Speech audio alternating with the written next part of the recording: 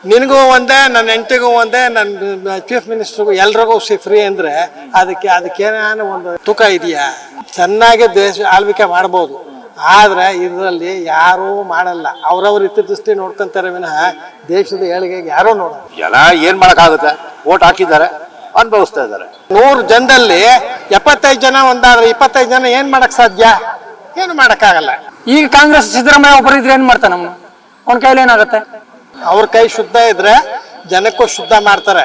ಅವ್ರ ಕೈಯೇ ಶುದ್ಧ ಇಲ್ಲ, ಇನ್ನೇನ್ ಮಾಡ್ತಾರೆ ಇವರು? ಜನ ಯಾವಾಗ ಎಚ್ಚೆತ್ಕೋತಾರೋ ಅಲ್ಲಿಗೆ ಪ್ರಜಾಪ್ರಭುತ್ವ ಅಂತ ಬೆಲೆ ಬರುತ್ತೆ.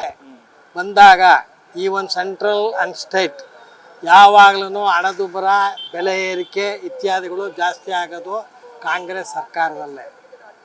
ರಾಜಕೀಯದವರು ಯಾರು ಜನಕ್ಕೆ ಏಳಿಗೆ ಅಂತೂ ಮಾಡಲ್ಲ, ಅವ್ರವ್ರು ಏಳಿಗೆ ಮಾಡ್ಕೋತಾರೆ ಅಷ್ಟೇ, ಬೇರೆ ಇನ್ಯಾವ ದೃಷ್ಟಿನೂ ಇಲ್ಲ. ಬಟ್ ಕಾಂಗ್ರೆಸ್ ಸರ್ಕಾರ ಬಂದಾಗೆಲ್ಲ ಹಣದುಬ್ಬರ ಜಾಸ್ತಿ ಆಗ್ತದೆ, ಬೆಲೆ ಏರಿಕೆ ಜಾಸ್ತಿ ಯಾಕೆ ಕಾಂಗ್ರೆಸ್ ಸರ್ಕಾರ ಬಂದಾಗಲೇ ಯಾಕೆ ಹಣದುಬ್ಬರ ಜಾಸ್ತಿ ಆಗೋದು, ಬೆಲೆ ಏರಿಕೆ ಆಗೋದು ಅಂತ?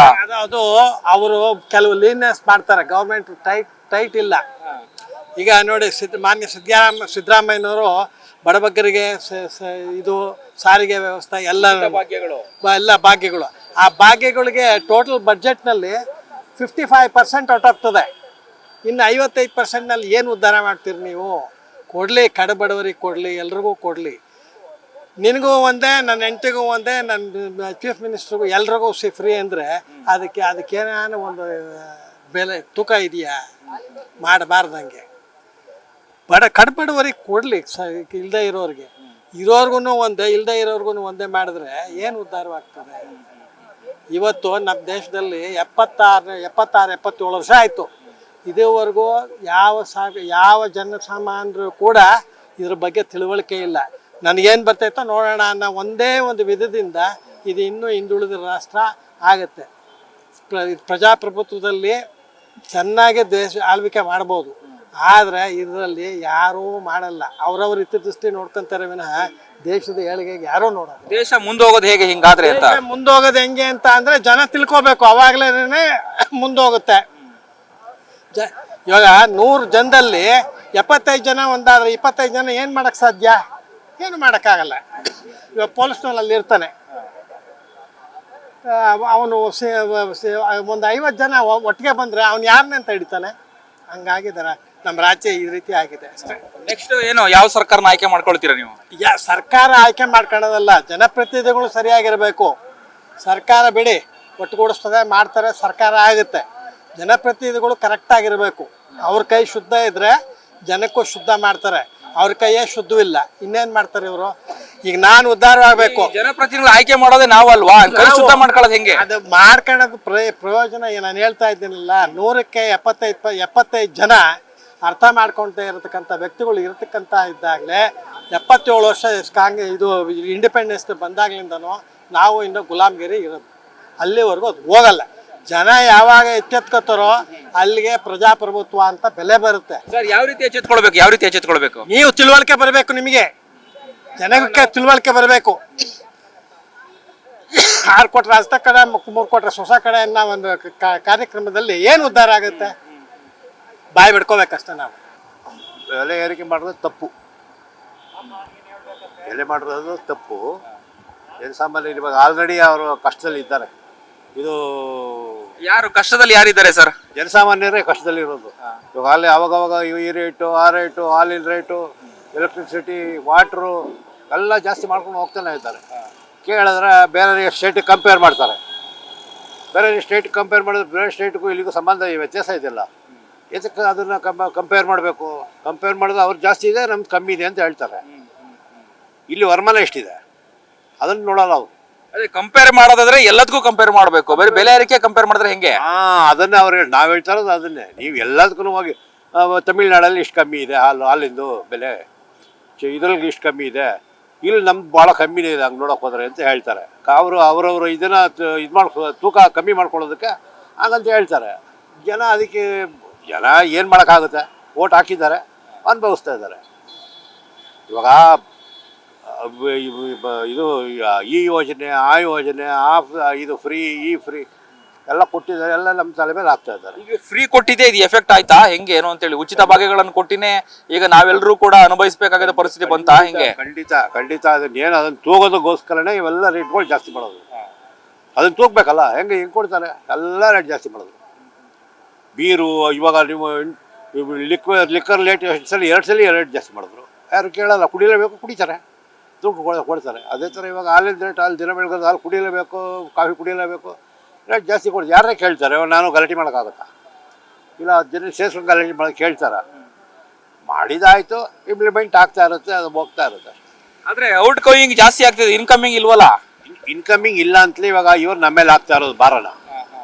ಇನ್ಕಮಿಂಗ್ ಇದ್ದರೆ ಅವ್ರಿಗೆ ತೆಂಗೋ ತೂಕೊಂಡು ಹೋಗುತ್ತೆ, ಅದಿಲ್ಲ ಅಂತ ನಮ್ಮ ಮೇಲೆ ಹಾಕ್ತಾರೆ. ಈಗ ಸರ್ಕಾರದ ಇನ್ಕಮ್ ಅಲ್ಲ, ಜನಸಾಮಾನ್ಯರ ಇನ್ಕಮ್ಮು, ಡೈಲಿ ಏನು ಕೂಲಿ ಕೆಲಸ ಮಾಡೋರ್ ಗತಿ ಏನು ಅಂತ ಹೇಳಿ ಅವ್ರ ಇನ್ಕಮ್ ಕತೆ. ಅದನ್ನೇ ನಾವು ಹೇಳ್ತಾ ಇರೋದು. ಇವಾಗ ಅವ್ರಿಗೆಲ್ಲ ಬದುಕಕ್ಕೆ ಆಗ್ತಾ ಇಲ್ಲ. ಜನ ಇವ್ರು ಮಾಡಿರೋದು, ಜನ ಬದುಕಕ್ಕೆ ಆಗ್ತಾಯಿಲ್ಲ, ಮಿಲಿ ಬದಲಾಡ್ತಾ ಇದ್ದಾರೆ. ಅದಕ್ಕೆ ಕೇಳಿದ್ರೆ ನಾವು ಹಂಗೆ ಮಾಡ್ತೀವಿ, ನಾವು ಹಿಂಗೆ ಮಾಡ್ತೀವಿ, ಅದು ಅಷ್ಟು ಕೊಡ್ತೀವಿ, ಇಷ್ಟು ಫ್ರೀ ಕೊಡ್ತೀವಿ. ಏನು ಫ್ರೀ ಕೊಡೋದು? ಏನೂ ಇಲ್ಲ. ಅದು ಈ ತಿಂಗಳಿಗೆ ಕೊಟ್ಟರೆ ಮುಂದಿನ ತಿಂಗಳೆಲ್ಲ ಇವಾಗ 6 ತಿಂಗಳಿಗೆ ಅಂತಾರೆ. ಆಯಿತಾ, ಇವಾಗ 6 ತಿಂಗಳು ಬಿಟ್ಟು ಒಟ್ಟಿಗೆ ಕೊಡ್ತೀವಿ ಅಂತಾರೆ. ನೀವು ಮೊದಲು ಹೇಳಿದ್ರೆ ಹಂಗಂತ, ಎಲೆಕ್ಷನ್ ಟೈಮಲ್ಲಿ ಹಂಗೆ ಹೇಳಿದ್ರೆ 6 ತಿಂಗಳು ಒಂದ್ಸಲಿ ಕೊಡ್ತೀವಿ ಅಂತ. ಈಗ ಬಚಾವ್ ಮಾಡ್ಕೊಳ್ಬೇಕು, ನೀವು ಇದನ್ನು ಮಾಡ್ಕೊಳ್ಳೋಕ್ಕೋಸ್ಕರ ಹಿಂಗೆ ಹೇಳ್ತಾರೆ, ತರ್ಸ್ಕೊಳ್ಳೋಕ್ಕೆ. ಅಷ್ಟು ಬೇರೆ ಏನಿಲ್ಲ. ಜನ ತಿಳ್ಕೋಬೇಕು ಅಷ್ಟೇ, ಏನು ಮಾಡೋಕ್ಕಾಗಲ್ಲ. Okay, thank you. ಹೌದಾ, ಅದು ಸಹಜ ಅಲ್ವಾ? ಅದು ಬೆಲೆ ಏರಿಕೆ ಜಾಸ್ತಿ ಆಗಿಬಿಟ್ರೆ ನನ್ನಂತ ಬಡವರು ಅಂದಾನೆ ಇರ್ತಾರೆ ಅಲ್ವಾ? That's all. ಏನ್ ಹೇಳ್ತೀರಾ ನೀವು? ಇಂಗ್ಲಿಷ್ ಎಲ್ಲ ಮಾತಾಡಿ, ಕನ್ನಡ ಬರಲ್ವಾ? ಇಂಗ್ಲಿಷ್ ಕನ್ನಡ ಬರ್ತೈತೆ ಸರ್. ಹೇಳಿ, ನೀವು ಮಾತಾಡ್ತಾ ಇದ್ರಿ. ಅಲ್ಲ ಸರ್, ಈಗ ಬೆಲೆ ಅಮ್ಮವ್ರೆ, ಅವತ್ತು ನಾವು ಎಣ್ಣೆ ಎಷ್ಟು ತಗೊಳ್ತಾ ಇದ್ವಿ? ನಾವು ಎಣ್ಣೆ ಎಷ್ಟು ತಗೊಳ್ತಾ ಇದ್ವಿ ಹೇಳಿ? ಈಗ ನಾವು ಸನ್ಫ್ಲವರ್ ಆಯಿಲ್ ಎಷ್ಟು ತಗೊಳ್ತಾ ಇದ್ವಿ ನಮ್ಮ ಮನೆಗೆ ಅವಾಗ? 200 ಸಮಥಿಂಗ್. ಈಗ ಎಷ್ಟಾಯಿತು? ಈಗ ಡಬಲ್ ಆಯಿತು. ಹೇಳಿ ಸರ್. ಉಚಿತ ಭಾಗ್ಯಗಳನ್ನು ಕೊಟ್ಟು ಜಾಸ್ತಿ ಆಯ್ತಾ ಹೇಗೆ?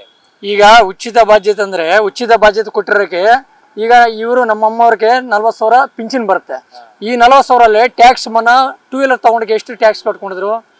1,20,000 ಕಟ್ಟಿದ್ದೀನಿ. ಅದರಲ್ಲಿ ಯಾರಿಗೆ ಹೋಗ್ತದೆ ಹೇಳಿ ಸರ್, ನೀವು ಹೇಳಿ. ಗೌರ್ಮೆಂಟ್ಗೆ ಹೋಗ್ತದೆ. ಮತ್ತು ಅದರಲ್ಲಿ ನಮ್ಗೇನು ಲಾಭ ಬರ್ತದೆ? ಬಿಜೆಪಿ ಬಂದ ಮೇಲೆ ಬಿಜೆಪಿ ಸರ್ಕಾರ ಏನು ಮಾಡಿದೆ ಹೇಳಿ? ಇವಾಗ ಕಾಂಗ್ರೆಸ್ ಅಲ್ವಾ? ಈಗ ಕಾಂಗ್ರೆಸ್ ಸಿದ್ದರಾಮಯ್ಯ ಒಬ್ಬರು ಇದ್ರೆ ಏನು ಮಾಡ್ತಾನೆ ಅವನು? ಅವನ ಕೈಲಿ ಏನಾಗುತ್ತೆ? ಏನು ಮಾಡೋಕ್ಕಾಗಲ್ಲ. ಮೇಲ್ಗಡೆ ಇರೋದು ಅವರು. ಇದೇ ಆಂಧ್ರ ಸ್ಟೇಟ್ಗೆ ಹೋಗಿ ಜಗನ್ಮೋಹನ್ ರೆಡ್ಡಿ ಏನು ಮಾಡಿದರು? ಅವನು ಇಳಿಸ್ಬಿಟ್ಟು ಈಗ ಚಂದ್ರಬಾಬು ನಾಯ್ಡು ಬಂದುಬಿಟ್ಟು ಅವನೇನು ಮಾಡಿದ್ದಾನೆ? ಇದೇ ಥರ ಸುಳ್ಳು ಹೇಳ್ಬಿಟ್ಟಿದ್ದಾನೆ. ಸುಳ್ಳು ಹೇಳ್ಬಿಟ್ಟು ಮೇಲಕ್ಕೆ ಬಂದುಬಿಟ್ಟಿದ್ರು. ಇವತ್ತು ಜಗನ್ಮೋಹನ್ ರೆಡ್ಡಿ ಏನಿಲ್ಲ, ಹಂಗೆ ಆಗಿರೋದು. ಎಲ್ಲಿಗೆ ಹೋದ್ರೂ BJP ಇರೋವರೆಗೆ ಏನು ಮಾಡೋಕ್ಕಾಗಲ್ಲ. BJP ಇರಬಾರ್ದು. ಯಾವುದೂ ಸೋನಿಯಾ ಗಾಂಧಿ ಬಂದುಬಿಟ್ಟಿದ್ರೆ ನಮ್ಮಂಥ ಬಡವರಿಗೆ 5 ಎಕರೆ ಜಮೀನು ಕೊಟ್ಟರು.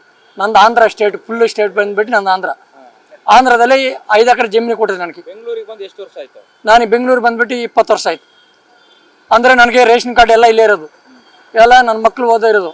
ನನ್ನ ಮಕ್ಕಳು ಯಾರು ಎಲ್ಲಿ ಓದ್ತಾ ಇದ್ರೆ ಹೇಳಿ? ಬೆಂಗಳೂರು 1 MBB ಡಾಟ್ ಕೋರ್ಸ್ ಓದ್ತಾ ಇದೆ ನನ್ನ ಮಕ್ಕಳು. ಬೆಂಗಳೂರು MBL ಓದ್ತಾ ಇದೆ ಅಂದರೆ ಇವತ್ತಿಗೂ ಅದೇ ಕಾಂಗ್ರೆಸ್ ಪವರ್ತನೇ ನಮಗೆ ಕೊಟ್ಟಿರೋದು ಜವಾಬ್ದಾರಿ. ಅದಿಲ್ಲ ಅಂದರೆ ನಮ್ಮ ಕ್ಯಾಸ್ಟ್ಗೆಲ್ಲ. ನಂದು ಮಾದಿಗರು ಇರೋದು, ಓಪನ್ ಆಗಿ ಹೇಳ್ತಾ ಇದ್ದೀನಿ. ನಾವು ಮಾದಿಗರು. ಸೀಟ್ ಸಿಕ್ಕಿದೆ ಅಂದರೆ MBB ಸೀಟ್ಗೆ ಸಿಕ್ಕಿದೆ ಅಂದರೆ ಅಷ್ಟೊಂದು ಕ್ಯಾಶ್ ಲಾಟ್ರಿ ಸೀಟ್ ಸಿಕ್ಕಿದೆ. ಆ ಸೀಟ್ ಸಿಕ್ಕಿರೋದು ನನ್ನ ಮಗಳು ಯಾವುದೆಲ್ಲ ಪುಣ್ಯ ಮಾಡಿದ್ರು. ಓಕೆ, ಕಾಂಗ್ರೆಸ್ ಸರ್ಕಾರ ಬಂದು ಒಳ್ಳೇದಾಯ್ತು ಹಾಗಾದ್ರೆ. ಈಗ ಹಾಲಿನ ರೇಟ್ ಜಾಸ್ತಿ ಆಗಿದೆಯಲ್ಲ, ಕರೆಂಟ್ ಬಿಲ್ ಜಾಸ್ತಿ ಆಗಿದೆಯಲ್ಲ, ಕಸಕ್ಕೂ ಕೂಡ ಸೆಸ್ ಆಗ್ತಾ ಇದ್ದಾರೆ. ಕರೆಂಟ್ಗೆ ಸೆಸ್ ಆಗ್ತಾ ಇದೆ ಅಂದ್ರೆ ಸರ್ ಅವ್ರ ಕೈಯಲ್ಲಿ ಈಗ ಏನು ಆಗ್ತಾ ಇಲ್ಲ.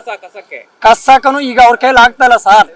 ಈಗ ನೀನೇ ಇದೆ ಸರ್, ನೀವು ನನ್ನ ಸಾಹೇಬ್ರು ನಿನ್ನ ಕೈಯಲ್ಲಿ ಏನಾಗ್ತಾಳೆ? ನಿನ್ನ ಮೇಲಿರೋರು ನೀನು ನಿಲ್ಲಿಸ್ತಾ ಇದ್ರೆ ನೀನೇನು ಮಾಡ್ತೀವಿ ಹೇಳಿ?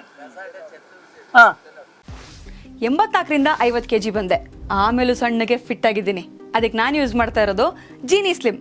ಸಣ್ಣ ಆಗೋಕ್ಕೆ ಜೀನಿ ಸ್ಲಿಮ್ ಯೂಸ್ ಮಾಡಿದೆ, ಹೆಲ್ದಿನೂ ಅದೇ. ನೀವು ಸಣ್ಣ ಆಗಬೇಕಾ, ಹೆಲ್ದಿ ಆಗಬೇಕಾ? ಹಾಗಿದ್ರೆ ಜೀನಿ ಸ್ಲಿಮ್ ಯೂಸ್ ಮಾಡಿ. ಸಣ್ಣ ಆಗೋದಕ್ಕೆ ಯಾವುದೋ ಪ್ರಾಡಕ್ಟ್ ಹೇಳ್ತಾ ಇದ್ದಾಳೆ, ಏನಾದರೂ ಸೈಡ್ ಎಫೆಕ್ಟ್ಸ್ ಇದೆ ಅಂತ ಯೋಚನೆ ಮಾಡ್ತಾ ಇದ್ದೀರಾ? ಖಂಡಿತ ಇಲ್ಲ, ಯಾಕಂದರೆ ಇದು ಕೆಮಿಕಲ್ ಫ್ರೀ. ಸಣ್ಣ ಆಗಬೇಕು ಅಂದರೆ ಜೀನಿ ಸ್ಲಿಮ್ ಯೂಸ್ ಮಾಡಿ. ಹೆಚ್ಚಿನ ಮಾಹಿತಿಗೆ ಕೆಳಗೆ ಡಿಸ್ಪ್ಲೇ ಆಗ್ತಿರೋ ನಂಬರ್ಗೆ ಕಾಲ್ ಮಾಡಿ.